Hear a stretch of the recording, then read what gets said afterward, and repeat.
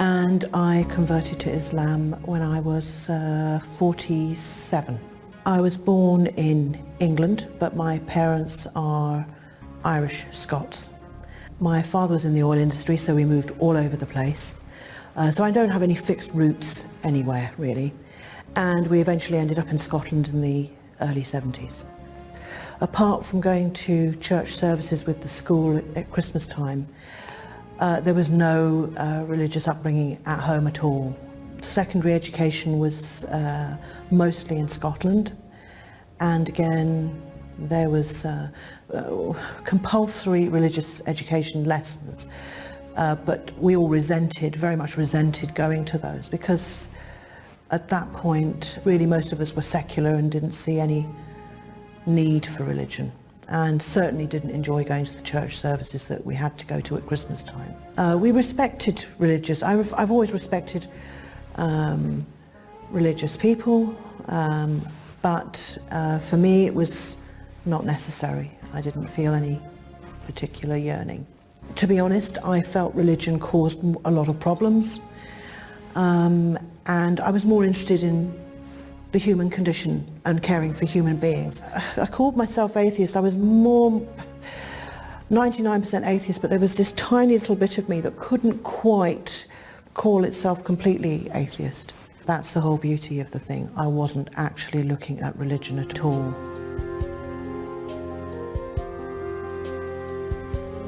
My hospital had recruited some people who were very evangelical Christians, and in fact they were putting me really off of religion completely.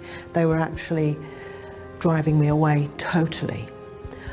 And I'd got to the stage where actually I'd written in my will that I wanted a non-religious burial, etc., etc. But what happened was, every day when I went to work, they had the Bible open and they would quote bits of the Bible at myself and as other non-believers, and would go on, and I don't know, in retaliation in a way, I was out in Richmond and I bought a lot of books. I bought the Quran, the Torah, 365 sayings of the Dalai Lama, and of course How to Be an Atheist. So when they got to work on the Monday, I lined the books up next to theirs, and of course when they saw this, I'm saying, well, seeing as you're so interested in religion, I thought it was time you broadened your horizons. I was so angry at them because they were splitting the unit and causing a lot of problems. And within a few days they asked me to remove the books, and they promised they would no longer talk to any of us about religion. Fine. And I took the books home and was just flicking through them very quickly, and again didn't feel anything particular, but I opened up the Quran thinking, okay, let's just see what this is all about. Quickly scanned through the first chapters, and the first thing I read was, oh, the women. Oh, I'll read this. Opened it up and started reading it, and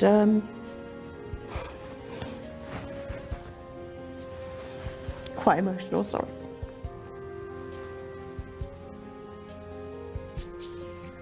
The shock was quite profound. Even now, it's quite profound. Anyway, I remember reading the words and thinking, well, this isn't what I expected. And I read a bit more and thought, I can't believe what I'm reading.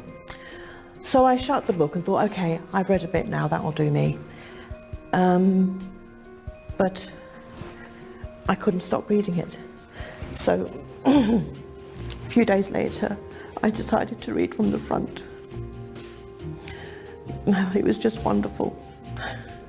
It was so gentle, but very profound. It was very powerful, just reading the words. I desperately tried to rationalize it and kept reading, and the more I read, the more it made sense. And as I say, it really was like a light had been turned on. Very bizarre for somebody who'd been so against religion. And I remember trying desperately not to believe what I was reading, resisting it, and at one point closing the Quran and thinking, I'm never going to read this anymore, I'm not going to read anymore. But I couldn't help myself. It was a very strong thing, very strong. So after reading a few chapters, I thought, well, maybe my translation is wrong. And I decided to visit a mosque. I made the choice of choosing a mosque far away from where I live because I didn't want anyone to see me. And I went to the masjid and pulled on a scarf and everything and met this imam who confirmed that what I was reading was not the most beautiful of translations, he said, but actually was accurate. And I remember him saying, are you planning to convert? I said, oh, certainly not. I've just come about the book, you know.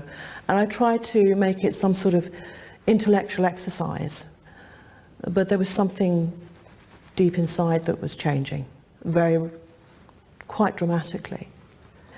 And I got home that particular day, and I remember the Imam kept saying to me it was a very special day, and I'm going, yes, I know, yes, it's a special day. And got home and turned on the television, and of course, again, vowing, right, I've done that now, I'm going to walk away from this. And it was the Prophet Muhammad's birthday that day. So how can you ignore something like that?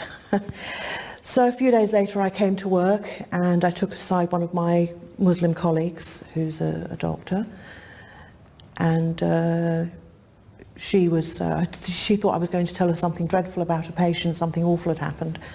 And when I told her, she was in quite a big shock, because I said, I don't know what to do. And she then gently guided me. I didn't feel coerced or forced. It was very much a decision that I wanted to make. I questioned myself constantly. Was this some sort of middle-aged crisis? Was I, at one point I thought maybe I should just become a Christian because that was more traditional. But I just knew that wasn't right for me. So after a few weeks with her, I did my Shahada, but I did it completely voluntary. There was no